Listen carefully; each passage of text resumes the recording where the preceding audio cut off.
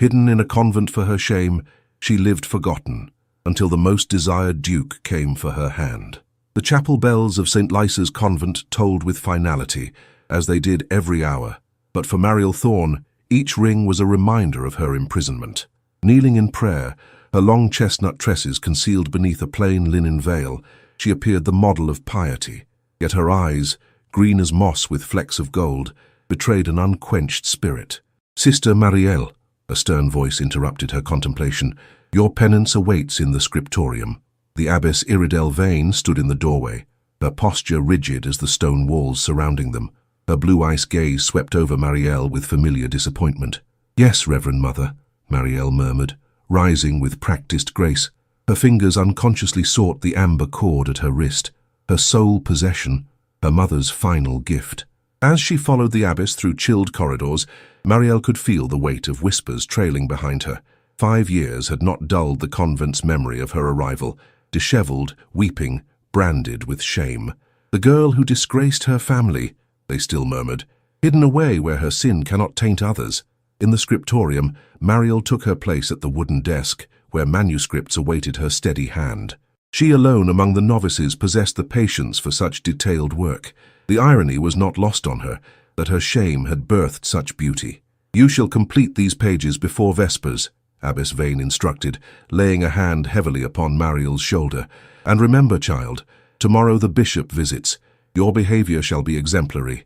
"As you wish, Reverend Mother," Mariel answered, bowing her head.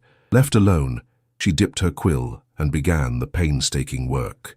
Hours passed as gilded letters flowed from her hand, her world reduced to the scratch of quill on parchment, and the soft amber light filtering through narrow windows.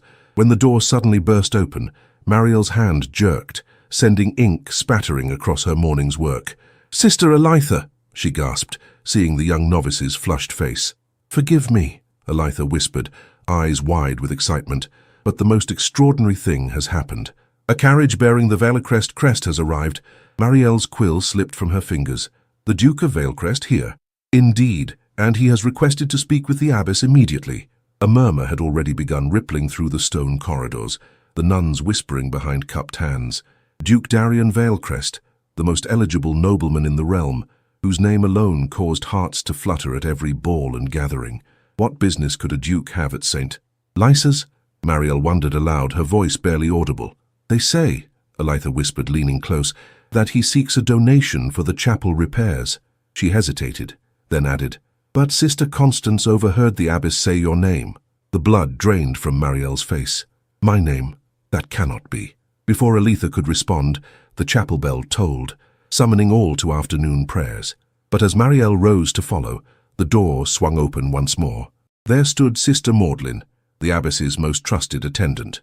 "Sister Mariel," she announced, her thin lips barely moving, "the Reverend Mother demands your presence in the visitors' parlor.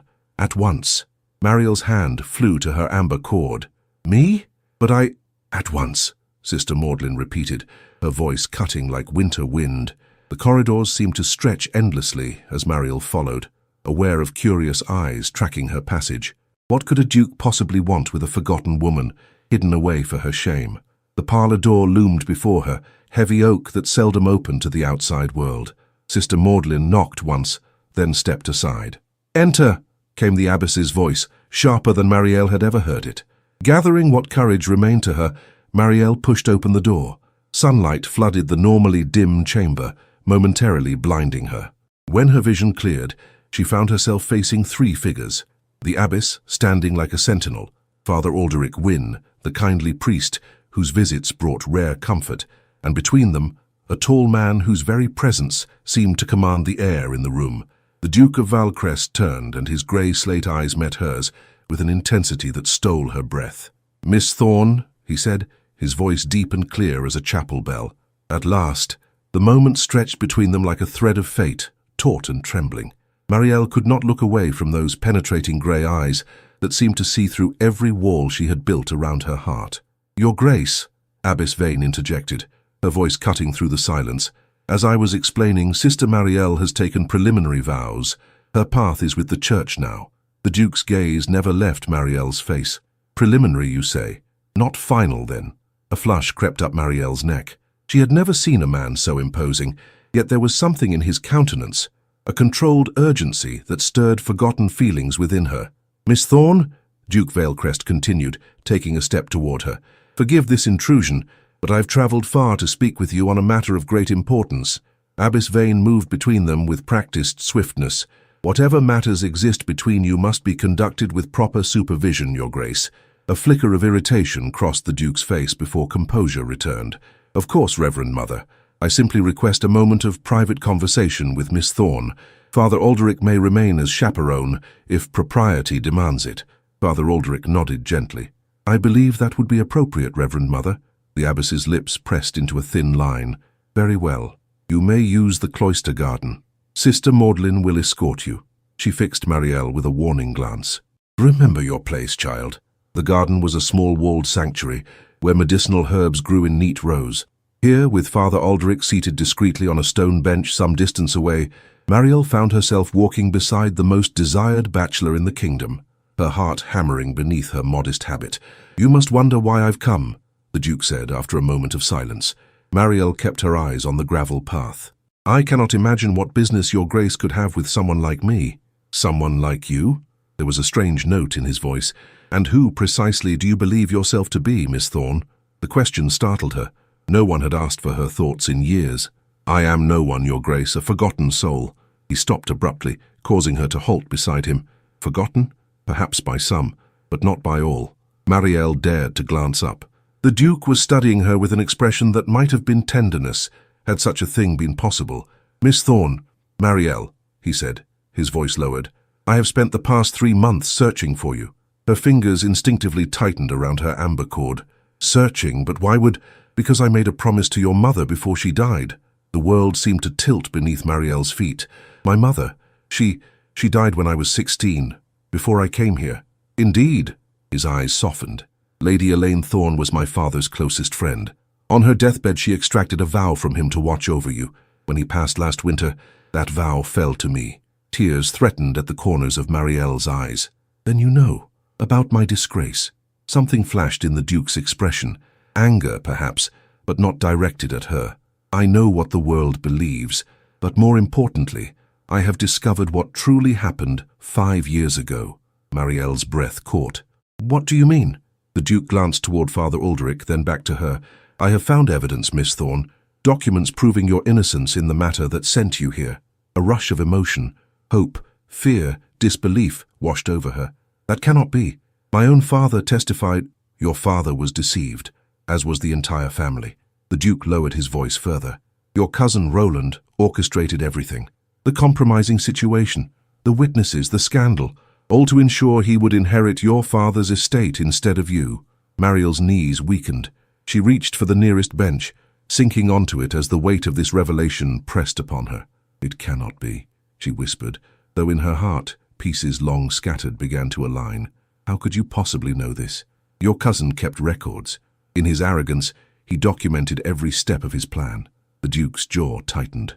"When he attempted to blackmail a business associate of mine using similar tactics, the truth emerged." Father Alderic approached then, his kind face grave. "The Duke came to me first, child. I have seen the evidence myself." Marielle looked between them, trembling. "Even if this is true, what difference does it make now? My family disowned me. My reputation is destroyed." "Not destroyed," the Duke said firmly. "Stolen. And what is stolen can be reclaimed." He knelt before her then, a gesture so unexpected, so contrary to his station, that Marielle gasped. "Miss Thorne," he said, his voice resonating with conviction, "I have come to take you from this place, to restore your name and honor, if you will permit it." Before she could respond, the garden gate swung open. Abbess Vane stood there, her face a mask of cold fury. "This interview is concluded," she announced. "Sister Marielle, return to your duties at once." As Marielle rose, the Duke stood also, his height and presence somehow making the formidable abbess seem diminished. "We shall speak again, Miss Thorne," he promised softly.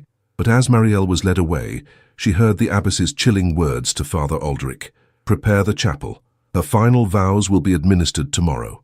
Night fell over St. Lysa's convent, bringing with it a frigid silence broken only by the rhythmic chanting of evening prayers.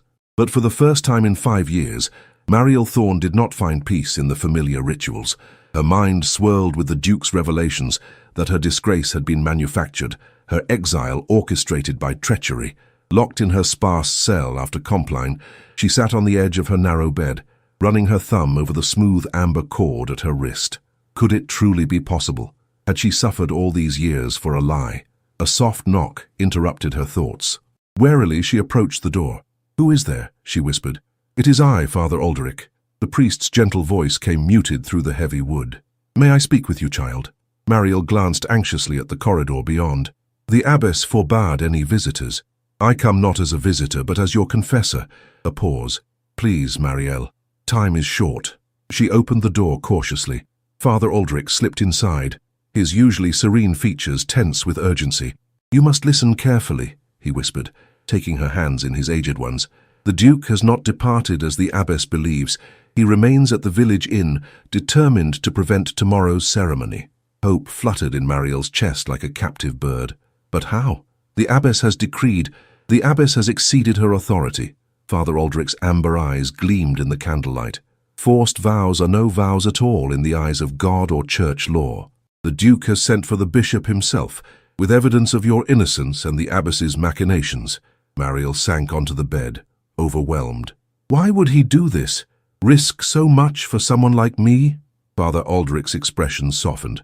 "I have known Darian Valicrest since he was a boy. He is a man of unflinching honor, who despises injustice above all things." He hesitated, then added more quietly, "And I believe he sees in you something rare and precious." A flush warmed Mariel's cheeks. "That cannot be. He barely knows me." "Sometimes, child, the heart recognizes what the mind has yet to understand." The priest pressed something into her palm, a folded piece of parchment. "From his grace. Read it, then burn it. I shall return before dawn." After Father Aldrich departed, Mariel unfolded the note with trembling fingers. The Duke's handwriting was bold yet elegant, much like the man himself. "Miss Thorne, by the time you read this, I will have set in motion all that is needed to secure your freedom. Trust Father Aldrich implicitly. He will guide you when the moment arrives. Know this, whatever you may have been told, you are not forgotten. You are not disgraced. And if you will allow it, I intend to prove this truth to you and to the world. Your servant in this and all things, Darian Valicrest." Tears spilled onto the parchment, blurring the ink. For 5 years, Mariel had believed herself abandoned by God and man alike. Now, a virtual stranger offered salvation, but was it truly salvation he offered, or merely a different kind of captivity? Outside, the wind rose, rattling the narrow window of her cell. Mariel moved to secure the latch and gasped. In the courtyard below, shadows moved with purpose. Men in dark cloaks, led by a tall figure she instantly recognized. The Duke had not waited for dawn. He was here now, challenging the very walls that had held her prisoner. A commotion erupted, raised voices, the abbesses among them sharp with outrage. Then another voice, authoritative and resonant, silenced all others. "By order of His Excellency, Bishop Thornwald, this proceeding is halted." Mariel pressed herself against the cold stone wall, heart pounding. Footsteps echoed up the spiral staircase, leading to the novices' cells. A key turned in her lock, not the usual gentle motion of Sister Maudlin, but a forceful twist. The door swung open to reveal Abbess Vane, her face white with fury, a cluster of official-looking men behind her. "It seems, Sister Mariel," she said, her voice brittle as winter ice, "that your past has come to claim you." One of the men stepped forward, an elderly cleric wearing the insignia of the bishop's office. "Miss Thorne," he said kindly, "I am Archdeacon Mercer. His Grace the Duke of Valcrest has brought serious allegations regarding your circumstances here. The bishop requests your presence in the chapter house immediately." Mariel stood frozen, unable to move or speak. This moment, dreamed of in the darkest corners of her heart, now terrified her with its sudden reality. "Come, child," the archdeacon encouraged, extending a wrinkled hand. "No harm shall come to you." Behind him, another figure stepped into view, tall, commanding, his grey eyes finding hers instantly across the space between them. "Miss Thorne," the Duke said formally, though his gaze conveyed so much more, "if you wish to remain here, none shall force you to leave. But if you desire freedom, I stand ready to escort you to it." The abbess made a sound of contempt. "Freedom? You offer her the world's corruption after years of holy sanctuary?" "I offer her truth," the Duke replied, never looking away from Mariel, "and choice, something she was denied when sent here against her will. Marielle's fingers sought her amber cord, drawing strength from its smooth surface. 5 years of prayers, penance, and pain had taught her patience, but had never extinguished the flame of her true self. With surprising steadiness, she found her voice at last. "I would hear what His Excellency the Bishop has to say," she declared, lifting her chin, "and I would know the truth of my past, whatever it may be." She stepped forward, past the seething abbess, toward the man who had traveled so far to find her. As their eyes met, something unspoken passed between them, a recognition, a promise. And for the first time since entering St. Lisa's gates, Mariel Thorne felt the stirrings of hope. The chapter house of St. Lisa's stood silent as a tomb despite the congregation within. Ancient stone walls, which had witnessed centuries of devotion, now bore witness to a most unusual tribunal. Torchlight cast long shadows across the faces of those assembled, the bishop's representatives, solemn and watchful, the convent's senior sisters, rigid with disapproval, and at the center, Mariel Thorne, still dressed in her novice's habit, but somehow transformed by the events of the past hours. Bishop Thornwald himself, a man of 70 years with eyes that missed nothing, sat in the abbess's chair. Beside him stood Duke Veilcrest, his tall figure emanating controlled power. "Let us proceed," the bishop announced, his voice resonating through the vaulted chamber. "We are gathered to examine serious allegations regarding the circumstances of Miss Mariel Thorne's residence at St. Lisa's convent." Abbess Vane stepped forward, her hands clasped before her. "Your Excellency, this is most irregular. The girl came to us willingly after her disgrace." "Did she?" The Duke's voice cut through the abbess's protest like a blade. "I have here sworn testimonies suggesting otherwise." He produced a leather folio, from which he withdrew several documents bearing official seals. Testimonies that indicate Miss Thorne was coerced into entering religious life to conceal a family scandal, one that evidence now proves was fabricated. A murmur rippled through the assembled witnesses. Marielle felt the weight of every gaze upon her, but found herself drawn only to the Duke's unwavering presence. He stood as her champion, yet she barely knew him beyond this day. The bishop examined the documents carefully, his expression grave. "These papers suggest a disturbing conspiracy, Your Grace, but I must hear from Miss Thorne herself." He turned kind eyes to Mariel. "My child, tell us how you came to St. Lisa's. Speak freely without fear." Mariel took a deep breath, her fingers instinctively finding the amber cord at her wrist. For 5 years she had buried her story beneath layers of shame and penance. Now truth demanded voice. "I was 16, she began, her voice soft but clear in the hushed chamber.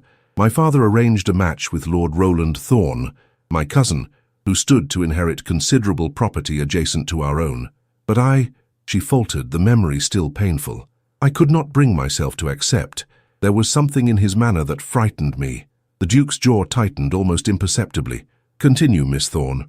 "One evening, after I had once again begged my father to reconsider the match, I retired to the library. I must have fallen asleep reading, for when I awoke—" Her voice trembled. "Lord Roland was there, his clothing disheveled, calling for the servants. My father entered to find us alone, and Roland claimed I had invited his advances." "A lie," the Duke stated flatly. "Yes," Marielle whispered, "but one I had no way to disprove." Within a day, it was decided I would enter the convent to avoid further scandal.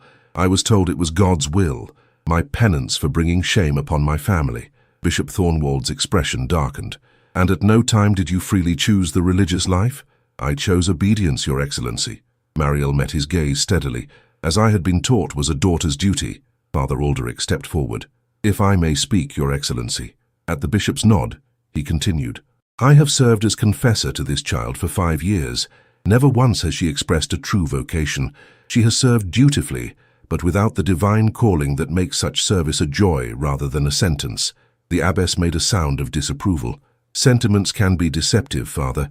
Many novices struggle before finding true commitment." "Perhaps," the bishop agreed, "but true vocation cannot be forced, nor can valid vows be taken under coercion." He turned to the Duke. "You mentioned evidence of the lady's innocence?" The Duke withdrew another document from his folio. "Lord Roland Thorne kept detailed accounts of his schemes, including his plot against Miss Thorne when she rejected his suit. Upon his recent death, these papers came to light among his effects." He passed the document to the bishop. "You will note the dates and particulars align precisely with Miss Thorne's account." As the bishop read, his expression grew increasingly troubled. "This is most disturbing indeed," He looked up at Marielle, compassion evident in his weathered face. "My child, it appears a grave injustice has been done to you." Marielle felt tears threatening. "Is it truly possible? After all this time?" "More than possible," the Duke affirmed. "Your cousin's confession exists in his own hand. Your name must be, cleared." The abbess stepped forward, her face flushed with indignation. "This changes nothing about her status here. She has taken preliminary vows based on a lie," the Duke countered, a dangerous edge to his voice. "Vows she was coerced into preparing for." The bishop held up a hand for silence. "The Church does not recognize vows taken under false pretense or coercion." He turned to Marielle. "Miss Thorne, I ask you plainly, do you feel called to religious life? Is it your free choice to remain at St. Lysa's?" The question hung in the air like incense. Marielle felt the weight of 5 years pressing upon her. Years of silent service, of prayers that brought no peace, of dreams abandoned. "I have tried, Your Excellency," she answered honestly. "I have prayed for such a calling. But," her voice grew stronger, "my heart has never found its home within these walls." The bishop nodded slowly. "Then it is my judgment that you are free to leave this place with the Church's blessing and without stain upon your character." He fixed the abbess with a stern glance. "Reverend Mother, you will provide Miss Thorne with her personal effects and whatever items she brought to the convent. She departs at first light tomorrow." Relief washed over Marielle like spring rain, yet with it came terror. The convent had been her prison, but also her protection. What awaited her in the world she had left behind? As if sensing her thoughts, the Duke spoke. "Miss Thorne will not depart unprotected, Your Excellency. I have made arrangements for her care and rehabilitation into society, if she will accept my assistance." The bishop studied the Duke thoughtfully. "Your interest in this matter is commendable, Your Grace. May I inquire as to its nature?" For the first time, the Duke appeared less than completely composed. "I made a promise, Your Excellency, to her mother, through my father. But beyond that," his eyes met Marielle's across the chamber, "beyond that, I believe justice demands no less." In that moment, something passed between them, a current of understanding that transcended their brief acquaintance. "Very well," the bishop declared. "Let preparations be made. This tribunal is concluded." As the assembly dispersed, Marielle remained rooted to the spot, overwhelmed by the sudden change in her fortunes. Freedom, long dreamed of but never truly expected, now stood before her, embodied in the tall figure of a duke she barely knew. "Miss Thorne," he said quietly, approaching her, "may I speak with you privately for a moment?" With the bishop's permission, they stepped into a small antechamber, Father Alderic discreetly positioning himself by the door as chaperone. "You are trembling," the Duke observed, concern etching his features. "Forgiveness, Your Grace," Marielle whispered. "It is only that I have nowhere to go, no family who will receive me, no home to return to." "You are mistaken," he replied gently. "If you will permit it, I have prepared a place for you, a cottage on my estate where you may reside under the chaperonage of my aunt, Lady Hartwell. There you can recover your strength and decide your future at your own pace." Marielle looked up at him in wonder. "Why would you do this? You owe me nothing." The Duke's expression softened. "Perhaps not, but I believe some debts transcend obligation. Your mother was kind to mine during her final illness, and you—" He paused, seeming to choose his words with care. "You have endured an injustice I cannot abide. Will you accept my help, Miss Thorne?" In his grey eyes, Marielle saw something she had not encountered in 5 long years. Respect. Not pity, not condemnation, but the recognition of her worth as a person. "Yes," she answered simply, "I will." Dawn broke over St. Lisa's in ribbons of pearl and gold, as if nature itself celebrated Marielle's impending liberation. She stood in her cell one last time, changed from her novice's habit into the single gown that had been preserved from her arrival, a simple blue dress, now loose on her frame after years of convent austerity. A soft knock preceded Sister Elitha's entrance, her young face alight with barely contained excitement. "He's here," she whispered. "The Duke's carriage awaits in the courtyard, and oh, Marielle, it's the grandest thing I've ever seen." Marielle smiled at the novice's enthusiasm. "Thank you for your kindness these years, Elitha. I shall not forget it." The girl impulsively embraced her. "I shall pray for your happiness. We all will, except perhaps the abbess," she added with a mischievous glint. With a last glance at the sparse cell that had been her world, Marielle gathered her meager belongings. The blue dress she now wore, a prayer book, a small wooden comb, and of course the amber cord forever at her wrist. Father Alderic waited to escort her down the winding stone stairs. "Are you ready, my child?" "I believe so," Marielle replied, though her heart fluttered like a captured bird. "Father, may I ask you something?" "Of course." "The Duke, what manner of man is he truly? Beyond his title and wealth?" The priest considered her question carefully. "Darian Veilcrest is a man of principle, sometimes to the point of rigidity. He demands much of himself and those who serve him." A smile warmed his weathered face. "But there is compassion in him too, though he guards it closely. His tenants prosper, his servants are loyal, and his word, once given, is inviolable." They had reached the courtyard, where the Duke's carriage indeed stood waiting, a magnificent conveyance of polished mahogany and gleaming brass, drawn by 4 matched grey horses.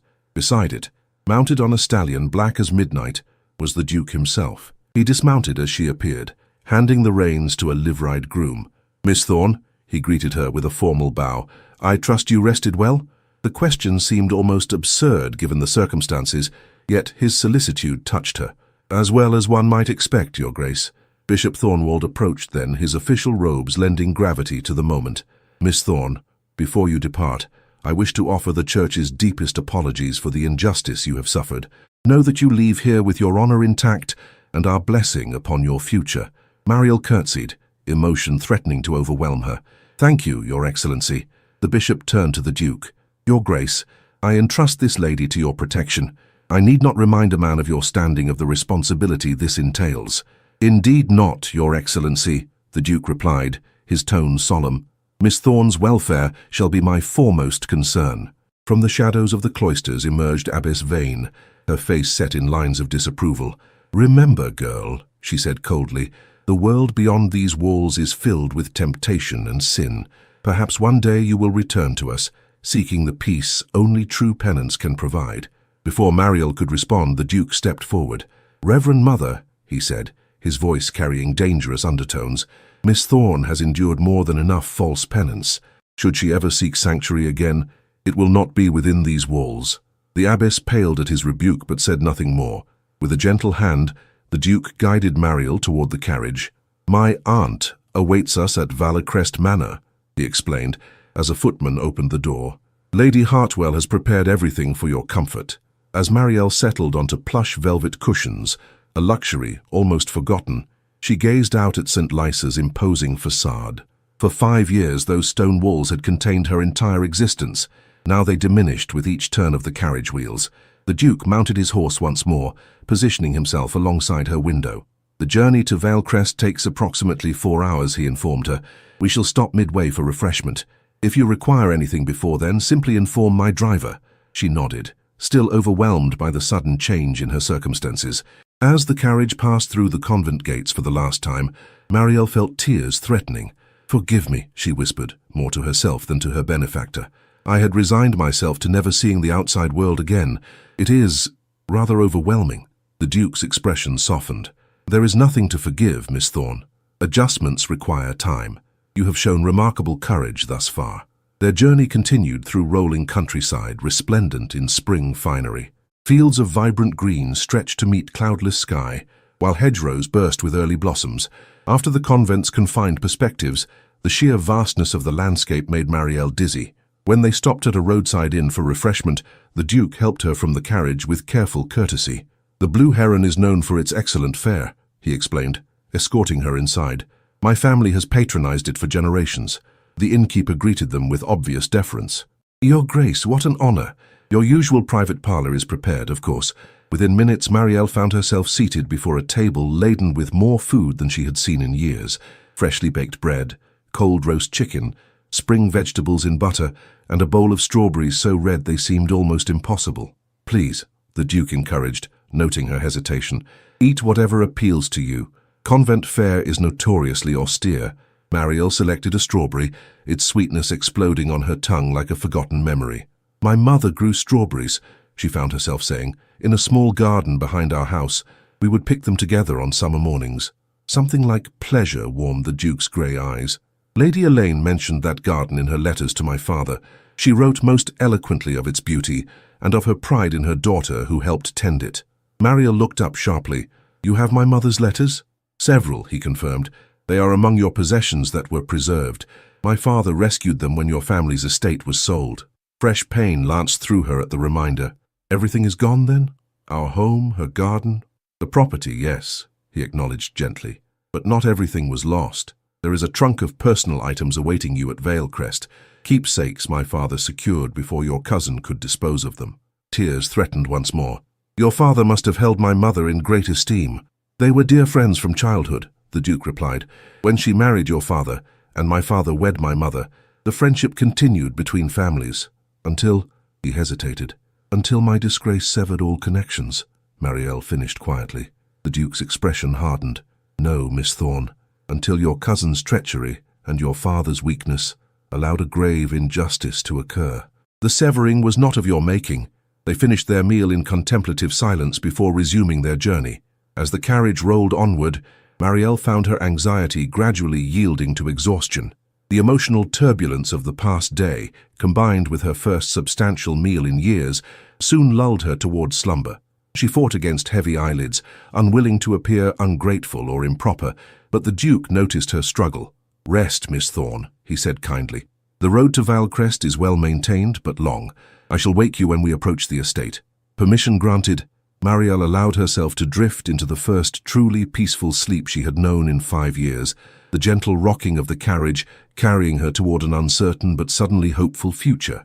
Valecrest Manor appeared like a vision from another world, a grand edifice of pale stone rising majestically from meticulously landscaped grounds.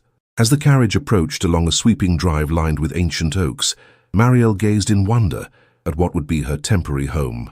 "It's beautiful," she breathed, unconsciously pressing her palm against the carriage window. The Duke, who had dismounted to ride alongside, inclined his head at the compliment. "The East Wing dates from Tudor times, though the main house was rebuilt after a fire in my grandfather's day." Marielle noted servants assembling on the broad steps leading to the entrance, their livery immaculate, their posture expectant. "They've gathered to welcome you." "And you," he corrected. "Word of your arrival has preceded us. I should warn you, Miss Thorne, that my aunt is something of an enthusiast when it comes to projects, as she calls them." Before Marielle could inquire further, the carriage halted and the door swung open. The Duke offered his hand, which she accepted with cautious gratitude, stepping down onto the gravel drive.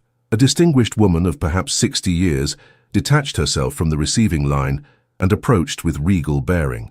Her silver-streaked hair was arranged fashionably beneath a cap of Brussels lace, and her eyes, the same remarkable grey as the Duke's, sparkled with undisguised interest. "So this is your rescued maiden, Darian," she declared, inspecting Marielle with frank appraisal. Good bone structure, excellent posture, despite those dreadful convent years. Yes, I believe we shall manage splendidly." The Duke cleared his throat. "Aunt Lavinia, may I present Miss Marielle Thorne? Miss Thorne, my father's sister, Lady Hartwell." Marielle curtsied as gracefully as her limited practice allowed. "I am honored to make your acquaintance, Lady Hartwell, and most grateful for your hospitality." Lady Hartwell's face softened. "The honor is mine, my dear. Any daughter of Elaine Thorne is welcome at Valecrest." She linked her arm through Marielle's. "Now you must be exhausted after such an ordeal. Let me show you to your quarters. I've had the blue suite prepared. It has the loveliest morning light." As they ascended the steps, the Duke called after them, "Aunt, perhaps Miss Thorne might wish to rest before dinner?" Lady Hartwell waved a dismissive hand. "Of course she shall rest. Do you imagine I mean to parade the poor girl about immediately? Really, Darian, for such a clever man, you can be remarkably obtuse about female necessities." Marielle glanced back to see the Duke's lips twitch in what might have been amusement before he turned to confer with his steward. Inside, Valecrest Manor revealed itself as both grand and surprisingly inviting. Sunlight streamed through tall windows, illuminating rich carpets and elegant furnishings that somehow avoided ostentation. "The family portraits are in the long gallery," Lady Hartwell explained as they ascended a sweeping staircase. "Frightfully dull ancestors, most of them, though Darian's father was a handsome devil in his youth, much like our current Duke, though he'd throttle me for saying so." Marielle found herself warming to the older woman's direct manner. After years of careful silences and veiled meanings at the convent, such frankness felt refreshingly honest. The blue suite proved to be a set of connecting rooms decorated in various shades of azure and cream. A sitting room opened into a bedchamber dominated by a magnificent canopied bed, beyond which lay a dressing room, and private bathing chamber. I hope it will serve, Lady Hartwell said, watching Marielle's overwhelmed expression. The cottage Darian mentioned is being prepared, but it requires some refurbishment. You'll stay here until it's ready, unless you prefer it here. You're welcome to remain at the manor indefinitely, you know. Marielle turned in a slow circle, taking in the opulence around her. This is far more than I expected, my lady. I wouldn't wish to impose— Nonsense! Valecrest has 38 bedchambers. It's positively indecent for Darian and me to rattle about the place alone. Lady Hartwell rang for a maid, who appeared so promptly she must have been waiting just outside. This is Agnes. She'll be your lady's maid during your stay. The maid, a pleasant-faced young woman, curtsied. Welcome to Valecrest, miss. I've taken the liberty of ordering some suitable garments, Lady Hartwell continued. Nothing elaborate yet, just some basic necessities until we can have a proper wardrobe commissioned. Mariel touched her faded blue dress self-consciously. You're very kind, my lady, but I cannot accept such generosity. I have no means to repay— Did my nephew not explain? Lady Hartwell interrupted, looking genuinely surprised. My dear girl, you are not here as a charity case. You are here as the daughter of Elaine Thorne, to whom this family owes a debt that cannot be repaid with mere clothing and shelter. Seeing Marielle's confusion, the older woman's expression softened. Perhaps you should rest now. We dine at 8. Agnes will help you prepare and escort you downstairs. With a reassuring pat to Marielle's hand, Lady Hartwell swept from the room, leaving only the lingering scent of lavender water behind. Left alone with Agnes, Marielle found herself suddenly overcome. 5 years of rigid control crumbled as the enormity of the day's events crashed over her. Oh, miss, Agnes said gently, guiding her to a chair as tears began to fall. It's all right. You're safe now. I don't understand, Marielle managed between quiet sobs. Why would they do this for me? The Duke hardly knows me. Lady Hartwell never met me before today. Agnes offered a handkerchief. If you'll pardon me saying so, miss, His Grace is known for his sense of justice. When he believes a wrong has been done, he doesn't rest until it's put right.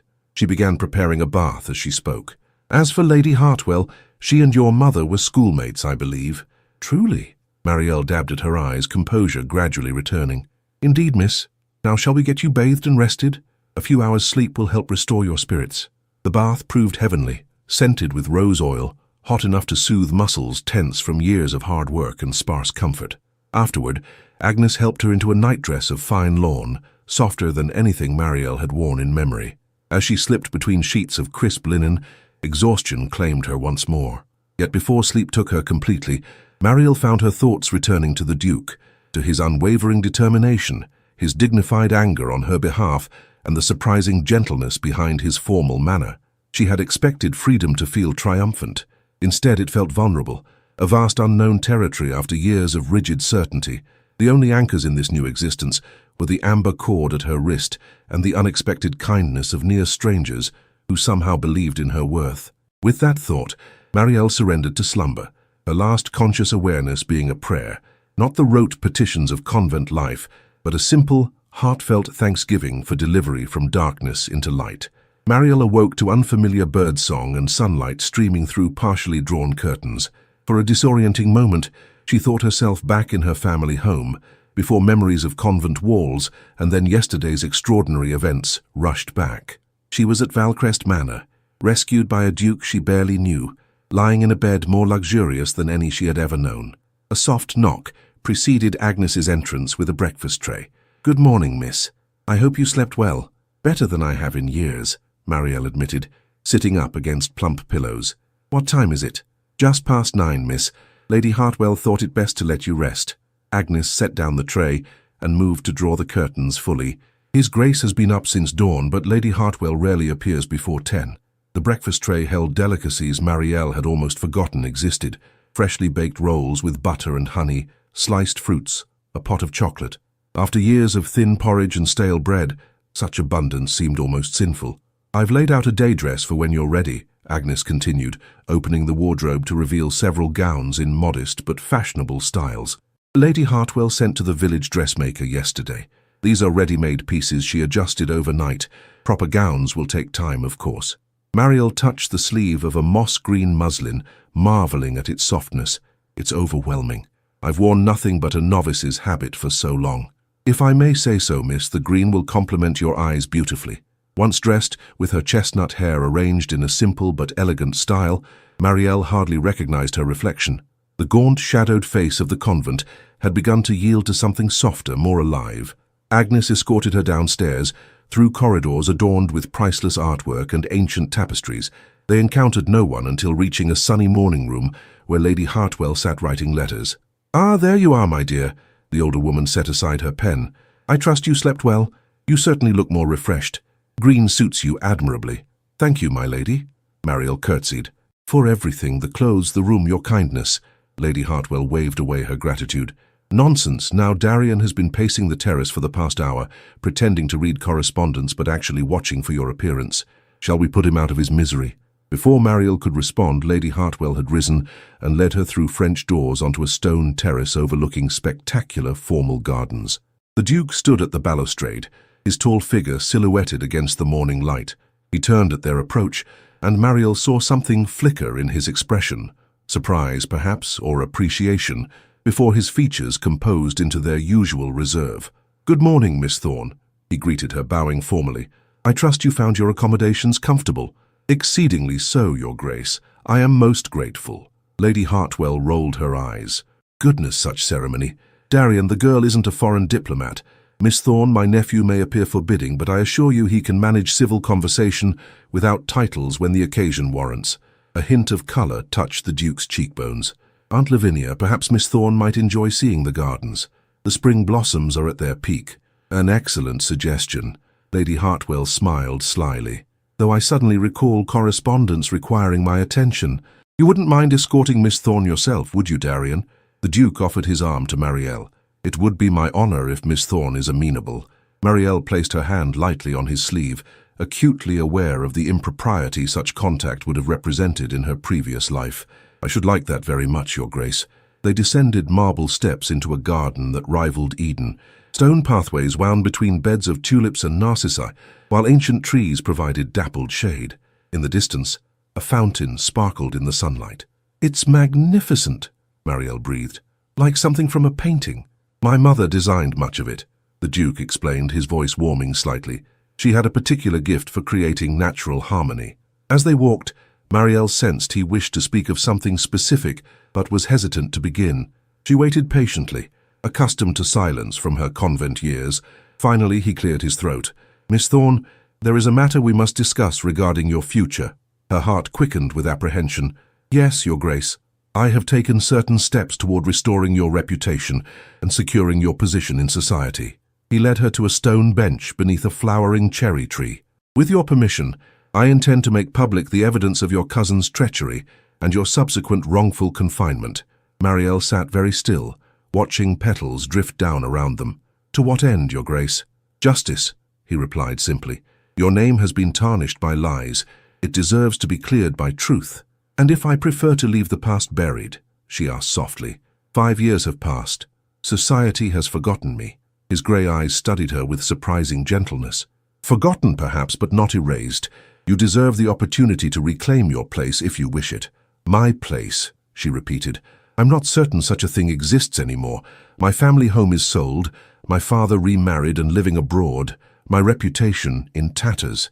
Your reputation can be restored." The Duke's voice carried absolute conviction. "As for your circumstances, my aunt and I have discussed this at length. We propose that you remain at Valcrest, under her chaperonage, while we reintroduce you to society gradually." Marielle looked down at her hands, so long occupied with prayer books and illuminated manuscripts, now resting in the lap of a gown finer than any she had owned before her disgrace. "Why would you do this? You have fulfilled any obligation to my mother by rescuing me from St. Lisa's." For the first time, the Duke seemed at a loss for words. He rose, taking a few steps away before turning back to face her. "Miss Thorne, Marielle," he said, using her given name for the first time, "what was done to you offends everything I hold sacred. Truth, justice, honor. I cannot rest while the architects of your suffering remain unpunished, and your own life remains diminished by their actions. Justice for me seems to consume you," she observed quietly. Something shifted in his expression, a vulnerability quickly masked. "Perhaps I recognize the pain of false judgment. My own mother was similarly condemned by society, though her only crime was marrying beneath her station for love." This revelation, so personal, so unexpected, left Marielle momentarily speechless. Before she could respond, a manservant appeared on the terrace above. "Your Grace," he called, "Lord Hatherton has arrived and requests an immediate audience." The Duke straightened, his moment of openness passing. "Inform him I shall be there directly." He turned back to Marielle with obvious reluctance. "Forgive me. Lord Hatherton is my solicitor and has been assisting with your case." "Of course," she murmured, rising from the bench. "I understand." He hesitated, then asked, "Will you consider my proposal to remain at Valcrest while we work to restore your good name?" Marielle looked up at him, this man who had upended his life to right a wrong done to her. "Yes, Your Grace, I will consider it." His face brightened momentarily. "Excellent. We shall speak more on this later." With a formal bow he departed, leaving Marielle alone amid falling cherry blossoms. She remained in the garden, thoughts whirling like the petals around her. The Duke's intensity both intrigued and unsettled her. His determination to restore her reputation spoke of a rigid moral code, yet there was something more in his manner when he looked at her, something she dared not name, even to herself. After 5 years believing herself worthless, Marielle found it difficult to accept that anyone, let alone someone of the Duke's standing, would invest such effort in her redemption, yet his sincerity seemed unquestionable. As she pondered these matters, Lady Hartwell appeared on the path, a knowing smile playing about her lips. "I see my nephew has abandoned you for his solicitor," she remarked, joining Marielle on the bench. "Typical man, always placing business before pleasure." Marielle blushed. "His Grace has been most attentive. He spoke of plans to restore my reputation." "Ah yes, his grand crusade." Lady Hartwell nodded. "Darian has been quite single-minded about your case since discovering those papers among your cousin's effects. I've never seen him so passionate about a matter of justice." "I cannot comprehend why," Marielle admitted. "Surely a duke has more pressing concerns than a disgraced woman he barely knows." Lady Hartwell studied her thoughtfully. "My dear, sometimes the heart recognizes what the mind does not yet understand. But come, I've arranged for the dressmaker to visit this afternoon. We must prepare you for society, whether you choose to re-enter it or not." As they walked back toward the house, Marielle glanced up at the windows, wondering which one concealed the Duke and his solicitor, planning her future with the same methodical determination that had secured her freedom. A fortnight passed at Valcrest Manor, with the dreamlike quality of a fairy tale. Each day brought Marielle new wonders as she slowly reacquainted herself with the world beyond convent walls. Lady Hartwell proved a patient guide, reintroducing her to the social graces she had all but forgotten, proper table etiquette, the intricacies of morning calls, the subtle language of fans and flowers. The Duke remained a more enigmatic presence. Though unfailingly courteous, he spent much of his time in London, returning late in the evenings for solitary hours in his study. When they did converse, it was most often about practical matters concerning her rehabilitation. "Lord Hatherton has filed formal petitions with the courts," he informed her one evening as they sat in the drawing-room after dinner. "Your cousin's estate will be required to make restitution for the false claims that led to your confinement." Marielle looked up from her embroidery, a skill Lady Hartwell had insisted she revive. "Restitution. I seek no financial compensation, Your Grace. It is not merely financial," he explained. "The legal finding will officially declare your innocence. Without it, rumors might persist." Lady Hartwell, who had been pretending to read while eavesdropping shamelessly, set down her book. "Darian is right, my dear. Society requires official pronouncements to believe anything, particularly when it contradicts cherished gossip." The Duke nodded.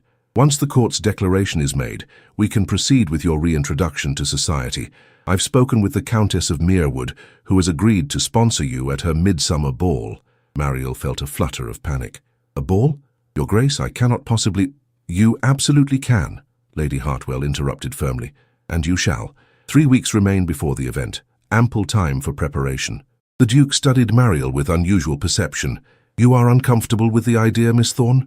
After 5 years in seclusion, the prospect of facing society's scrutiny is daunting," she admitted. "I fear I shall disappoint your efforts on my behalf." A rare smile softened his features. "That would be impossible, Miss Thorne. You have already shown more courage than most display in a lifetime." Such moments of warmth from him had become increasingly frequent, though always brief, like sun breaking through clouds before disappearing again. They left Marielle confused and strangely breathless. That night, unable to sleep, She wandered to her sitting-room window. The gardens below lay silvered in moonlight, peaceful yet somehow expectant. A movement caught her eye, a tall figure walking alone along the terrace, head bowed in apparent thought. The Duke. Even at a distance she would know him anywhere. As if sensing her gaze, he stopped and looked up. For a suspended moment their eyes met across the distance. He raised a hand in silent acknowledgement before continuing his solitary walk. Marielle returned to bed with her thoughts in greater turmoil than before. She was developing feelings for her benefactor, feelings that went beyond appropriate gratitude. The realization both thrilled and terrified her. The following morning brought a surprise visitor. Marielle was reading in the library when Agnes announced, "Father Aldrich to see you, miss." The kindly priest entered, his face creasing in a warm smile. "Miss Thorne, how well you look, quite transformed from our last meeting." "Father Aldrich," Marielle greeted him joyfully. "What brings you to Valcrest?" "His Grace invited me," the priest explained, taking the seat she offered. "He thought you might appreciate a familiar face as you adjust to your new circumstances." They spoke easily of her life at Valcrest, her improving health, Lady Hartwell's kindness. But Marielle sensed the priest had more to discuss. "There is another reason for my visit," he eventually admitted. "I bring news that may distress you, though perhaps it should not."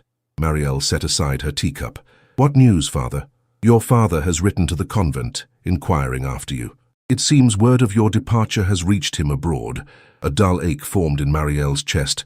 "After 5 years of silence, he suddenly remembers my existence?" Father Aldrich sighed. "I believe guilt is a powerful motivator, my child. His letter expressed regret for his hasty judgment.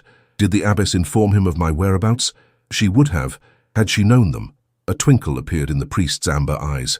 "Fortunately, I intercepted the correspondence. I told him only that you had been released into honorable protection, as evidence had emerged clearing your name." Marielle twisted the amber cord at her wrist. "And his response?" "He has booked passage from Italy. He intends to seek reconciliation." The news struck Marielle like a physical blow. Her father, who had believed the worst of her, who had abandoned her to a living death without investigation, now sought forgiveness. "I am not ready to see him," she whispered. Father Aldrich nodded understandingly. "No one will force such a meeting, my child.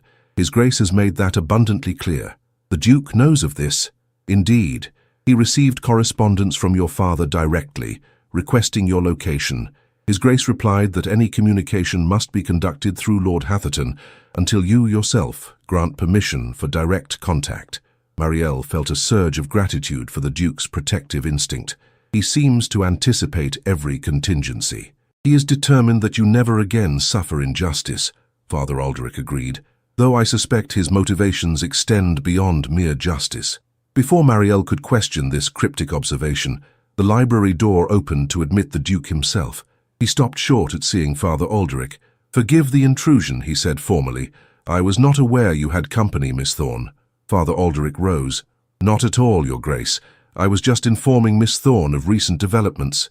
"Regarding her father, I presume?" The Duke's expression hardened slightly. "I hope you assured her that she is under no obligation to receive him."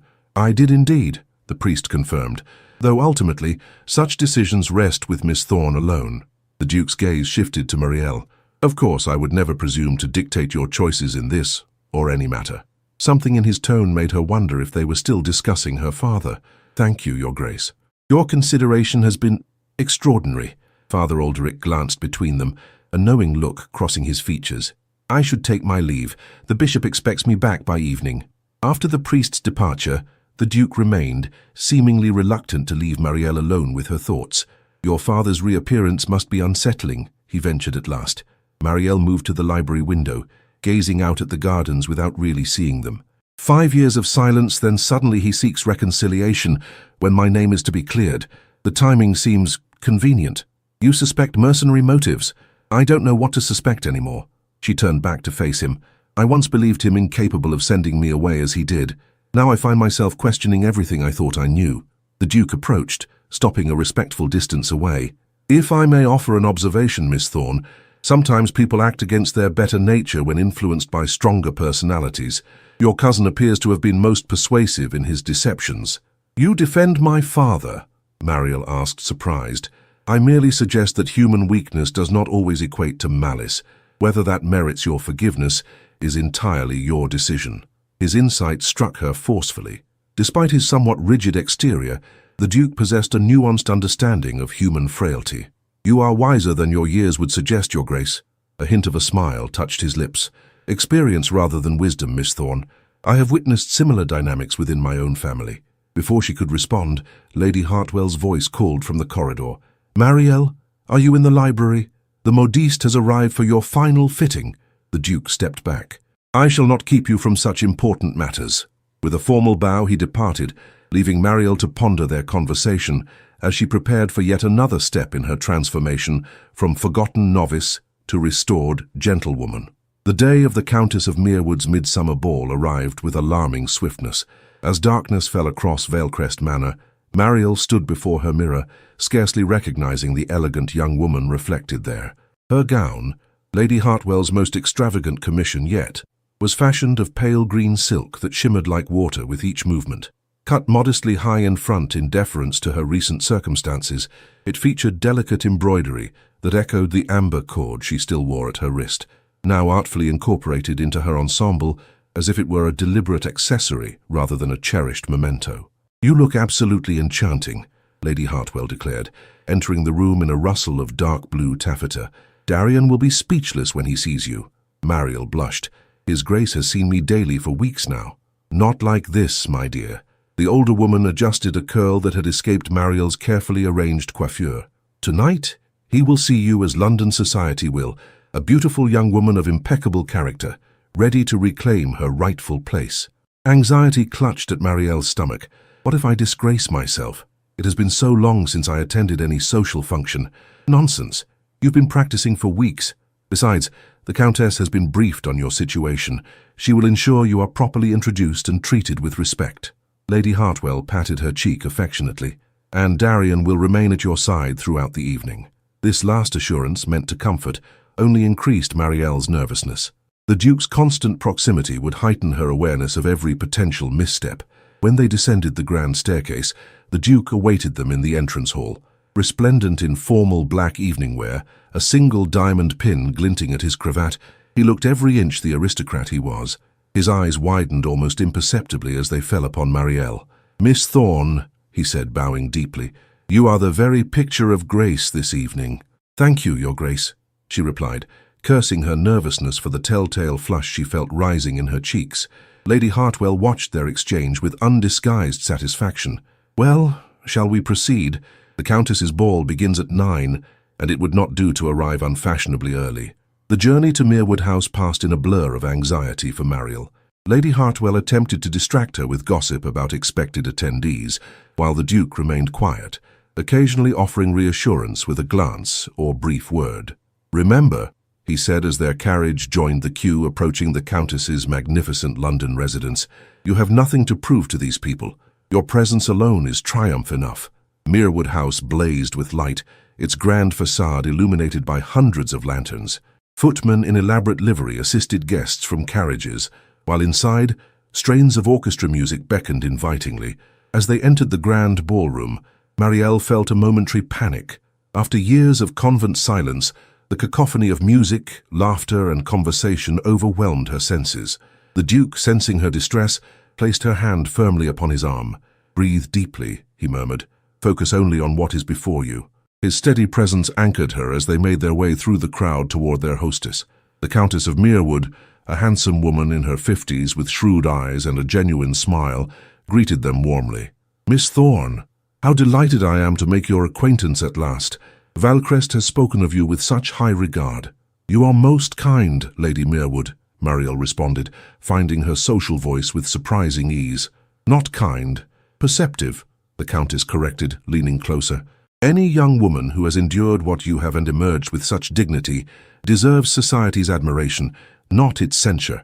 She patted Marielle's hand. "Now, shall we begin introductions? Several people are quite eager to meet you." What followed was a carefully orchestrated campaign. With the Countess leading and the Duke hovering protectively nearby, Marielle was introduced to select individuals. An elderly duchess, whose approval could silence even the most vicious gossips. A cabinet minister's wife known for championing worthy causes, the editor of a fashionable ladies' journal. To Marielle's astonishment, she was received not with suspicion, but with interest and even warmth. Word of her story had preceded her, presented in the most sympathetic light, she suspected, by the Duke's careful management. "You are making quite an impression," he observed during a brief moment alone, as they watched dancers whirl about the floor. "Thanks entirely to your preparations," Mariel replied, "and the Countess's endorsement." His grey eyes studied her with unusual intensity. "No, Miss Thorne. While those factors opened doors, it is your own grace that has impressed these people. You have conducted yourself with remarkable poise." Before she could respond, Lady Hartwell approached with a distinguished gentleman in tow. "Mariel, allow me to present Lord Kenilworth, an old friend of your mother's family." Lord Kenilworth bowed elegantly. "Miss Thorne, what a pleasure to see Elaine's daughter restored to society. You have her eyes, you know." Mariel smiled, touched by this connection to her mother. "You knew her well, my lord?" "Since childhood. We grew up on neighboring estates." His expression grew wistful. "She would be immensely proud of you tonight." As Lord Kenilworth engaged her in reminiscences about her mother, Mariel noticed the Duke watching them with an inscrutable expression. When the orchestra struck up a waltz, Lord Kenilworth extended his hand. "Might I claim this dance, Miss Thorne? For old time's sake. Your mother was my partner at her first ball, you know." Mariel hesitated, glancing toward the Duke. She had practiced dancing with Lady Hartwell, but had not yet attempted it in public. "Go on, my dear," Lady Hartwell encouraged. "Kenilworth is an excellent dancer. You'll be quite safe." With one last look at the Duke, whose expression had darkened slightly, Mariel accepted Lord Kenilworth's hand. He led her onto the floor with practiced ease, guiding her through the opening movements of the waltz. "You dance beautifully," he complimented her, "just like Elaine." "Thank you, my lord. Though I fear I am quite out of practice." "Nonsense, you move with natural grace." He glanced across the room to where the Duke stood watching them. "Valecrest has taken quite an interest in your case, I understand." "His Grace has been most generous," Mariel acknowledged carefully. Lord Kenilworth's eyes twinkled. "Indeed, most interesting, given his usual reticence in social matters. The Tun has noticed, you know. There is already speculation about his intentions." Mariel nearly missed a step. "I'm sure I don't know what you mean." "Don't you?" The older man smiled kindly. "My dear, when the most eligible Duke in England dedicates himself to restoring a young lady's reputation, people inevitably wonder why." Before Mariel could formulate a response, the music ended. Lord Kenilworth returned her to Lady Hartwell's side with a courtly bow and a knowing smile. The Duke appeared moments later, his expression carefully controlled. "Are you fatigued, Miss Thorne? Perhaps some refreshment would be welcome." As they made their way toward the supper room, whispers and glances followed them. Mariel realized with sudden clarity that Lord Kenilworth had been right. Their every interaction was being observed and interpreted. "People are watching us," she murmured. "People are always watching," he replied dryly. "It is the curse of my position. And now, I have drawn their attention to you as well." The Duke paused, turning to face her directly. "Do you imagine I care for their idle speculation? My concern is only for your comfort." Something in his tone made her look up sharply. His grey eyes held an emotion she could not quite name, something beyond his usual protective determination. Before she could decipher it, a ripple of reaction moved through the nearby crowd. Following the Duke's suddenly rigid gaze, Mariel saw a man entering the ballroom, a man whose features, though lined with age and dissipation, were unnervingly familiar. "Father," she whispered, feeling as though the floor had suddenly tilted beneath her feet. The Duke's hand came to rest lightly at her elbow, steadying her. "He should not be here," he said, his voice low with controlled anger. "The Countess would never have invited him without consulting me first." "Perhaps he was another guest's companion," Mariel suggested, unable to tear her eyes from the man who had condemned her to 5 years of living death. Lord Thorne had not yet noticed them, but it was only a matter of time in the crowded ballroom. Mariel felt panic rising within her. She was not prepared for this confrontation, not tonight when everything had been going so surprisingly well. "Would you like to leave?" the Duke asked quietly. "I can have the carriage brought around immediately." His consideration touched her deeply. "No," she decided, drawing herself up. "I will not flee. I have done nothing wrong." A flash of admiration crossed his features. "As you wish, but you need not face him alone." "Thank you, Your Grace." Mariel took a steadying breath. "I believe I am ready." As if summoned by her words, Lord Thorne turned and saw them. His face paled, then flushed with emotion as he began making his way through the crowd toward them. The Duke's hand moved from her elbow to rest lightly against the small of her back, a gesture both protective and subtly possessive. Together, They stood their ground as Marielle's past approached to confront her present and perhaps determine her future. Lord Thorn approached with halting steps, his once proud bearing diminished by age and evident anxiety. His eyes, so like Marielle's own, darted between his daughter and the Duke, uncertainty written across features that had grown haggard in the years since she'd last seen him. "Marielle," he said, his voice barely carrying over the orchestra. "My child." The Duke's hand remained steady at Marielle's back, a silent reminder of his support. Around them, conversations hushed as nearby guests sensed the drama unfolding. "Father," Marielle acknowledged, surprised by the steadiness of her own voice. "I did not expect to see you here." Lord Thorn glanced nervously at the Duke. "Your Grace, might I request a moment alone with my daughter?" "That is entirely Miss Thorn's decision," the Duke replied, his tone carrying the weight of his position. "I remain at her disposal." Marielle appreciated his deference to her wishes. "We may speak here, Father. His Grace has my complete confidence." Her father flinched at this evidence of estrangement, but nodded. "As you wish." He took a shaky breath. "Marielle, I have only recently learned of the grave injustice done to you, Roland's deception, my own unforgivable credulity. I cannot express the depth of my remorse." 5 years, Marielle said quietly. 5 years without a single letter, a single inquiry into my welfare. Lord Thorn's face crumpled. "I believed, God forgive me, I believed what Roland told me, that you had found peace in religious life, that you wished for no contact with the world that had witnessed your disgrace." He swallowed hard. "It was only upon his death, when certain papers came to light, that I began to suspect the truth." The Countess of Merewood materialized at their side, her social instincts alerting her to potential discord among her guests. "Lord Thorn, what a surprise. I don't recall sending you an invitation." He bowed awkwardly. "Forgive the intrusion, Lady Merewood. I accompanied the Barringtons. They mentioned Marielle would be present, and I could not forgo the opportunity to see her." The Countess's eyes narrowed.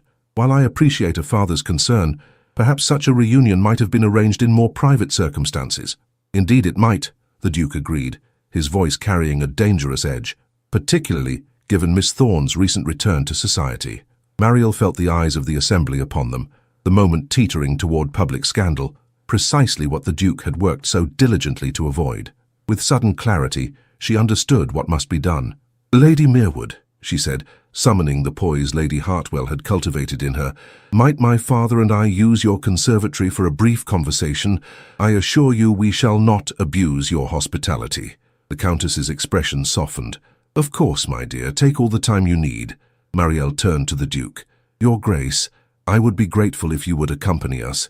Relief flickered in his eyes, quickly masked by formal courtesy. "If you wish it." The conservatory stood empty, its lush greenery illuminated by strategically placed lanterns. The music from the ballroom filtered through faintly, creating a dreamlike atmosphere as Marielle faced the man who had once been the center of her world. "You look so like your mother," Lord Thorn said, his voice breaking. "Standing there in that green gown, it might be Elaine herself." "A comparison I do not deserve," Marielle replied. "Mother would never have abandoned her child on another's word." He flinched as if struck. "You are right, of course. Elaine possessed a strength I have always lacked." His gaze dropped to the amber cord at her wrist. "You still wear it. Her last gift to you." Marielle's fingers instinctively moved to touch the smooth beads. "The only possession I was permitted to keep." The Duke, who had positioned himself near enough to intervene if needed, while allowing them some semblance of privacy, spoke. "Lord Thorn, perhaps you might explain what you hope to accomplish by this unexpected appearance." Lord Thorn straightened slightly. "I seek my daughter's forgiveness, though I have no right to expect it, and," he hesitated, "I wish to make what amends I can for the years stolen from her."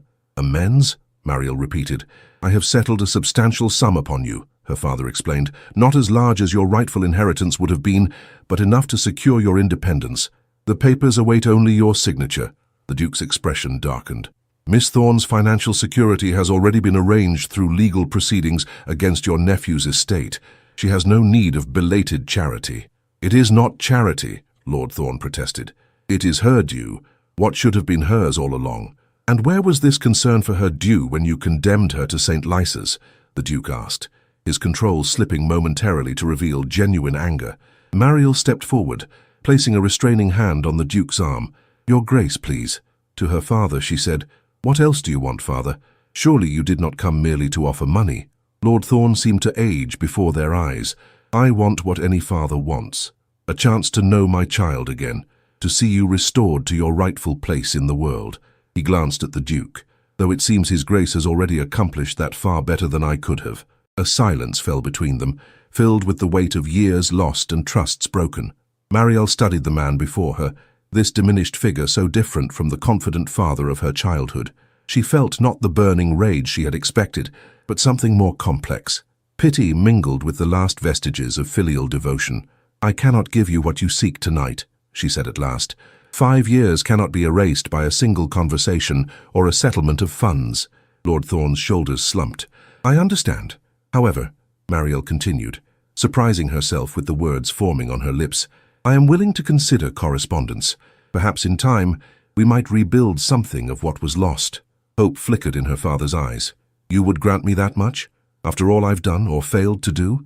The Duke moved subtly closer to Mariel, his presence lending her strength.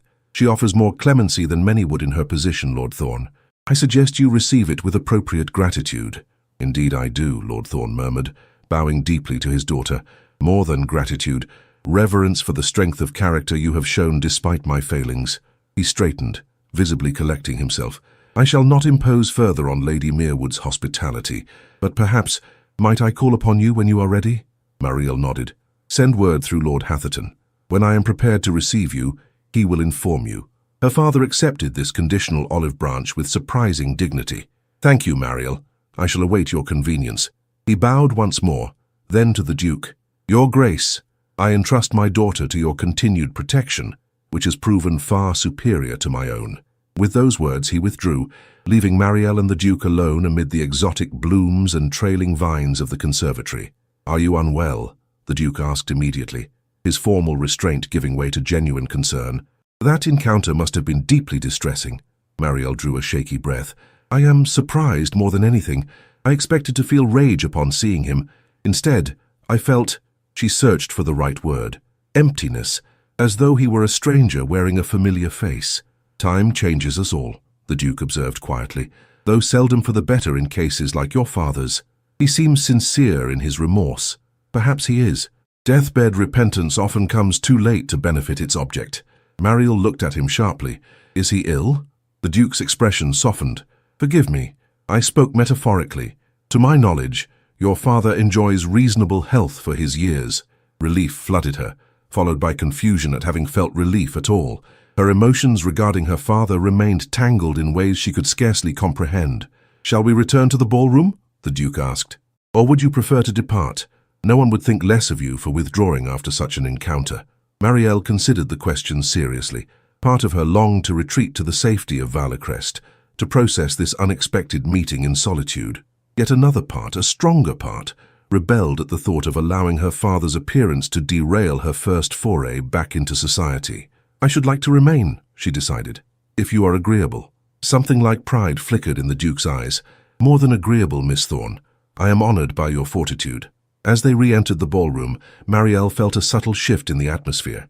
Word of her confrontation with Lord Thorn had clearly spread, but rather than censure, she encountered looks of sympathy and even admiration.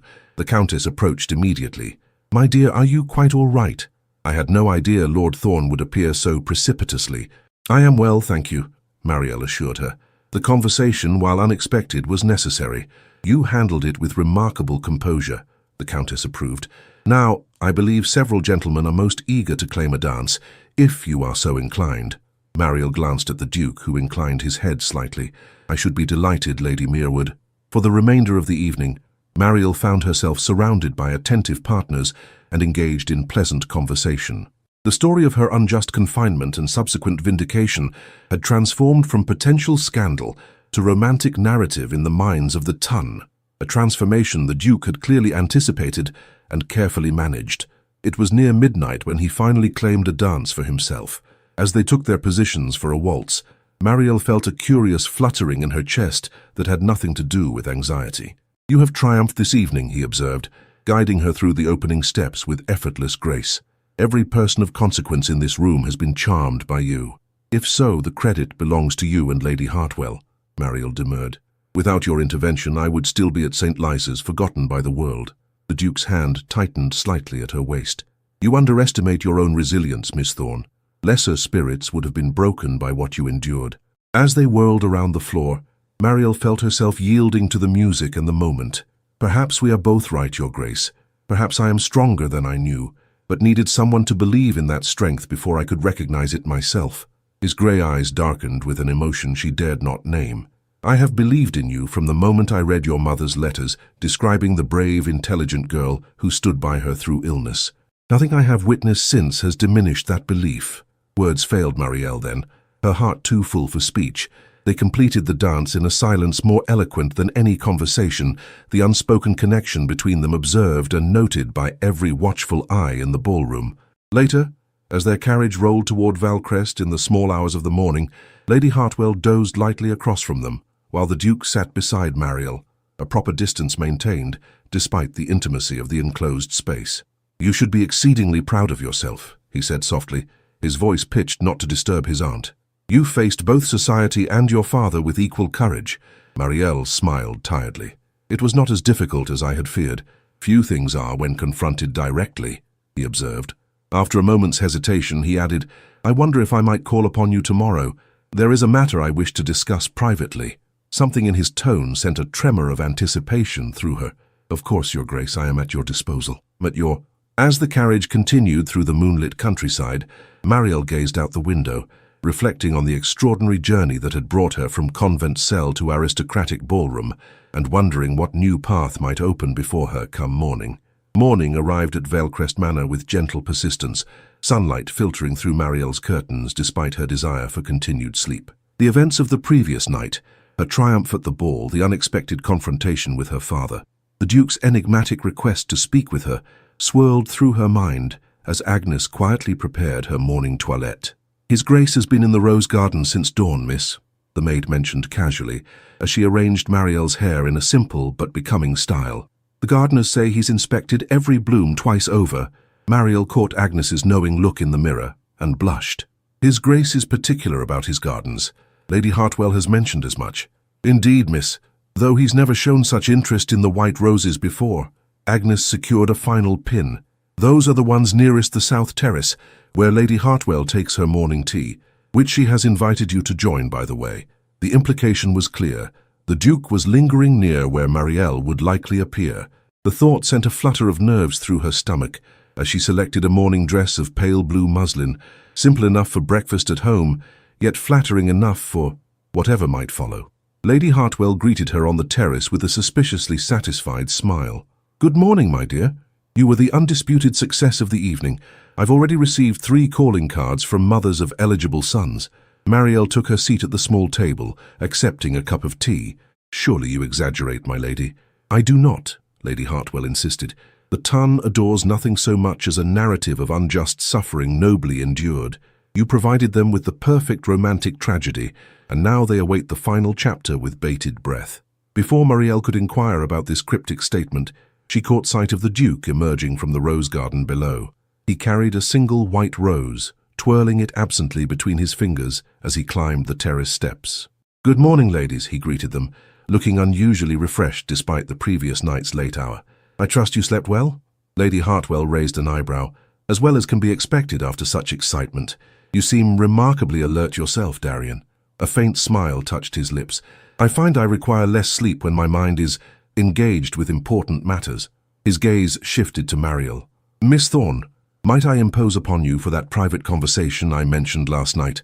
Perhaps a turn about the gardens when you've finished your breakfast?" "Of course, Your Grace." Mariel found it difficult to meet his intense gaze and focused instead on the rose in his hand. Following her glance, he extended it toward her. "For you," he said simply. "Its color reminded me of your gown last evening." The gesture, so uncharacteristically demonstrative for him, rendered Mariel momentarily speechless. She accepted the bloom with fingers that trembled slightly. "Thank you. It's beautiful." Lady Hartwell observed this exchange with poorly concealed delight. "Well, I suddenly recall correspondence requiring my immediate attention. Mariel, do not rush your breakfast on my account." She rose and, with a meaningful glance at her nephew, departed for the house. Left alone on the terrace, Mariel found herself unable to eat another bite. Her stomach knotted with anticipation. The Duke seemed similarly affected, his usual composure replaced by a restless energy as he waited for her to finish her tea. When she could delay no longer, she set down her cup. "Shall we walk, Your Grace?" He offered his arm, which she took with heightened awareness of the propriety and significance of such contact. They descended to the garden in silence, following a gravel path that wound through immaculately tended flower beds toward a small classical temple overlooking a reflective pool. Only when they reached this secluded spot did the Duke finally speak. "Miss Thorne, Marielle, I find myself in an unusual position this morning." She looked up at him, struck anew by the intensity of his grey eyes. "In what way, Your Grace?" "I'm accustomed to approaching matters directly, with clear purpose and defined objectives." He released her arm to pace a few steps before turning back to face her. "Yet I find myself uncharacteristically hesitant to address the subject I wish to discuss." Marielle's heart quickened. "Perhaps if you simply spoke plainly, Your Grace." "Darian," he corrected gently. "I would have you call me Darian, at least in private." "Darian," she repeated, the name feeling both foreign and right upon her lips. He drew a deep breath, his formal reserve momentarily yielding to vulnerability. "When I first discovered the injustice done to you, I acted from a sense of obligation, to your mother's memory, to my father's promise, to the principles of honor that guide my life." Marielle nodded, uncertain where this confession led. "But as I came to know you," he continued, his voice deepening, "obligation transformed into something far more profound. Your courage in adversity, your grace despite mistreatment, your fundamental goodness that 5 years of injustice could not dim. These qualities awakened feelings I had not known myself capable of experiencing." He took a step closer, his gaze never leaving her face. "I find, to my astonishment, that I cannot imagine my life without you in it. The house seems empty when you are not present. Conversations lack meaning when you do not participate. Even my gardens," he gestured to the beauty surrounding them, "seem diminished when not viewed through your appreciative eyes." Marielle stood perfectly still, scarcely breathing as his meaning became clear. "I had intended to wait," he admitted, "to allow you more time to adjust to freedom, to society, to possibilities beyond Valcrest. But last night, watching you face your past with such dignity, I realized that waiting served neither of us." He took her hands in his, the touch sending warmth cascading through her. "Marielle Thorne, would you do me the extraordinary honor of becoming my wife?" The words she had scarcely dared to hope for hung in the air between them. Marielle looked into his eyes and saw not pity, not obligation, but something far more precious, genuine love, offered freely by a man who rarely revealed his heart. "Your Grace." "Darian," she began, her voice unsteady. "Are you certain? I bring no fortune, no powerful family connections. My reputation, while legally restored, will always carry whispers of past scandal." His expression softened with tenderness. "Do you imagine I care for such considerations? My fortune is substantial enough for both of us. My connections at court are secure. As for whispers, let them try to whisper against the Duchess of Valacrest." "The Duchess," she echoed, the title simultaneously terrifying and exhilarating.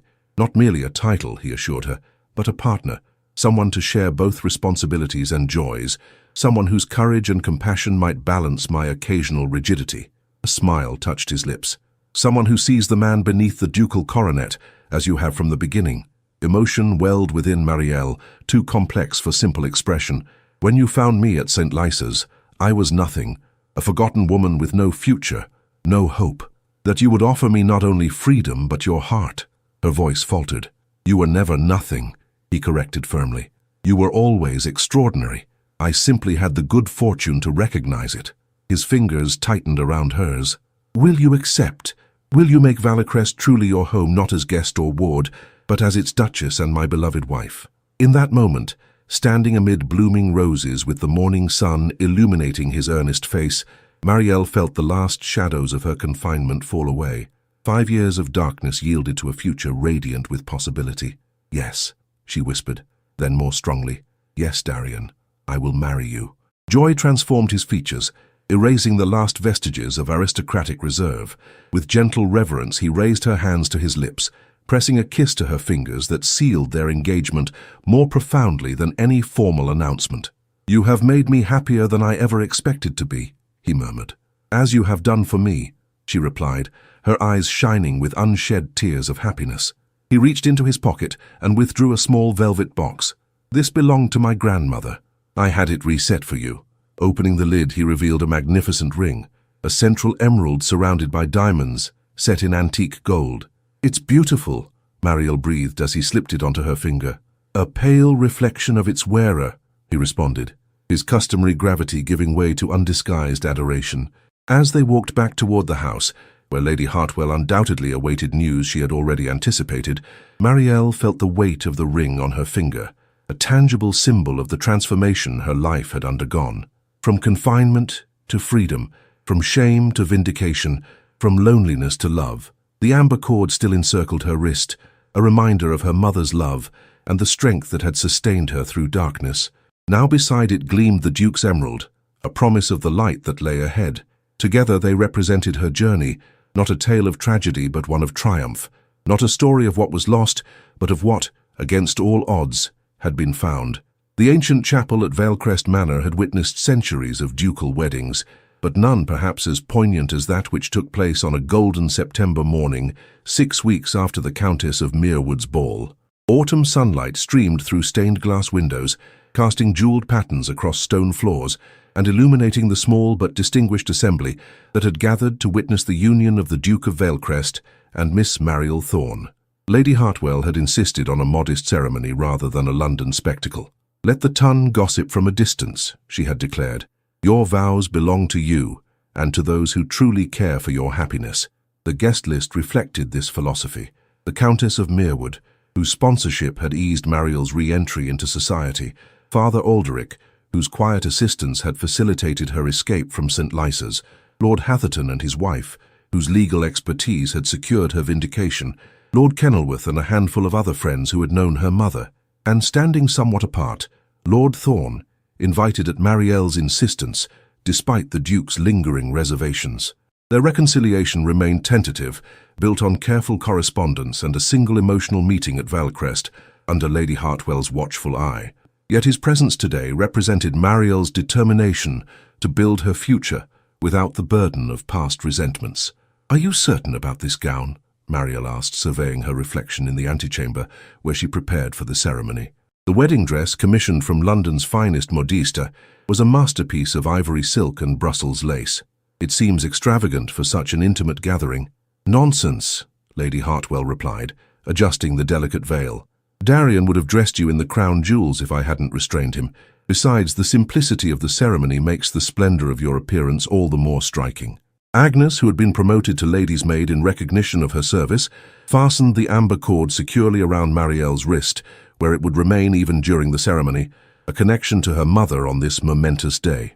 "Her ladyship is right, miss," the maid said, blinking back tears. "You look like an angel. His Grace will be speechless."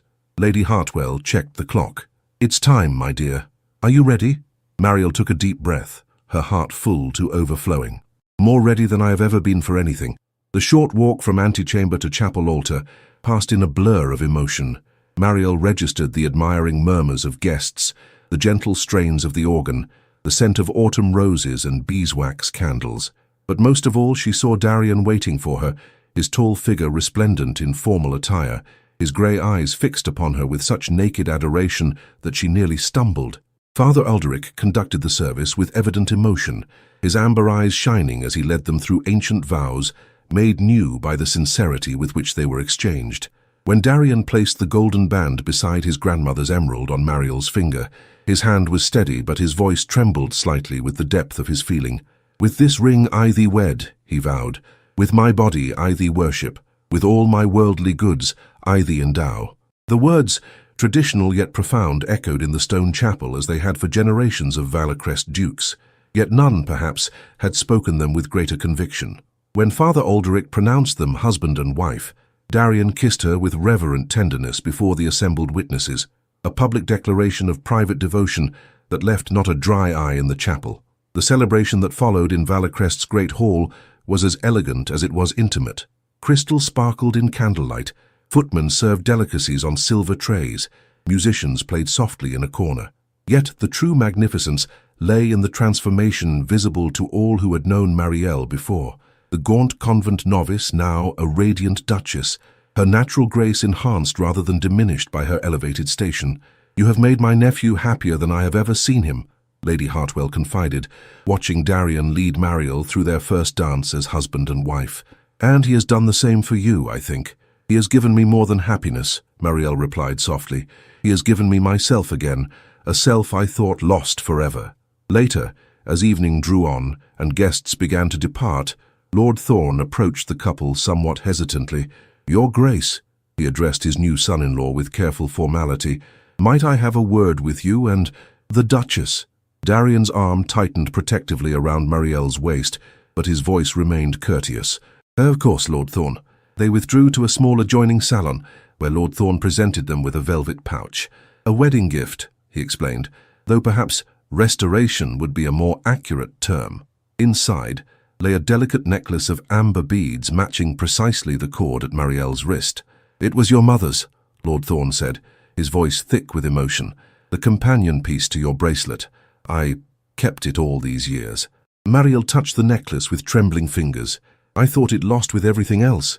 I could not bear to part with it, her father admitted. It was my last connection to Elaine, and to you. He glanced at Darian. With your Grace's permission, I would fasten it around my daughter's neck on her wedding day. Darian looked to Marielle, deferring to her wishes in this deeply personal matter. At her slight nod, he stepped back, allowing Lord Thorne to perform this paternal office.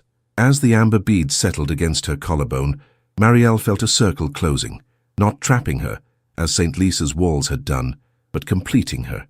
Thank you, Father, she said simply. Lord Thorne bowed deeply. I wish you every happiness, my child, both of you.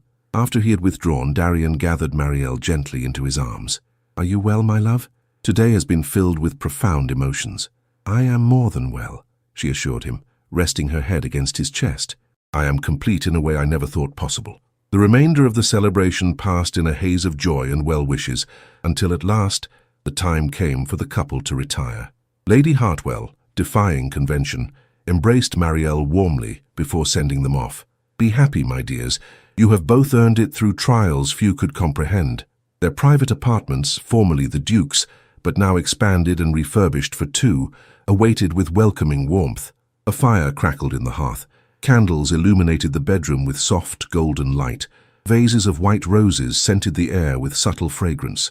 Alone at last, Darian gazed at his bride with wonder. I still cannot quite believe you are truly my wife, he confessed, taking her hands in his.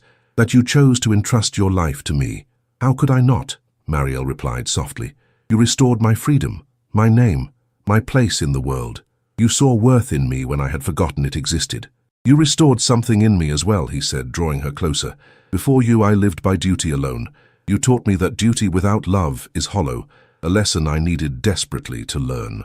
As moonlight filtered through the windows, joining the candlelight to cast the chamber in a luminous glow, they sealed their union with kisses far more passionate than the chaste one exchanged in the chapel. Years of isolation had not diminished Marielle's capacity for feeling. If anything, it had heightened her appreciation for genuine connection. In Darian's tender yet ardent embrace, she discovered new freedoms beyond those he had already secured for her.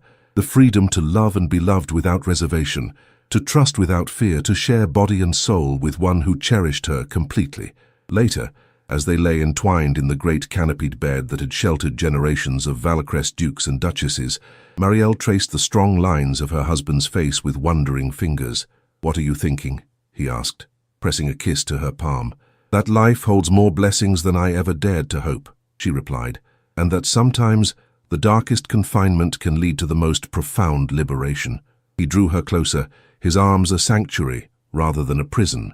You are remarkable, my love. Many would have emerged from such injustice bitter and broken. You emerged with your capacity for joy intact. Not intact, she corrected gently. Transformed. Like amber itself, what begins as vulnerability, when subjected to pressure and time, becomes something precious and enduring. Darian smiled, touching the amber at her wrist and then at her throat, a fitting symbol for the Duchess of Valecrest. As they drifted towards sleep, wrapped in each other's warmth, Marielle reflected on the extraordinary journey that had brought her from St. Lisa's cold cell to Valecrest's ducal bed. The path had been tortuous, marked by suffering she would not wish on anyone, yet it had led ultimately to a happiness deeper and more genuine than she might have known had her life proceeded along its expected course. The convent walls that had confined her body had never truly imprisoned her spirit. The shame others had tried to impose upon her had never truly penetrated her soul, and the love that now surrounded her, Darian's passionate devotion, Lady Hartwell's maternal affection, even her father's tentative reconciliation, proved that no heart is ever truly forgotten when someone cares enough to remember. In the years that followed, as the Duchess of Vallecrest became known for her compassionate work with women unjustly confined or abandoned, she would often visit St. Lysa's, not as penitent or prisoner but as patroness. The amber at her wrist remained, a reminder of where she had been and how far she had come, and always the Duke would accompany her, his steady presence a testament to the truth they had discovered together, that sometimes the most beautiful love stories begin not with a glance across a ballroom, but with a recognition of worth that the world has overlooked, and a hand extended to lead the forgotten back into the light.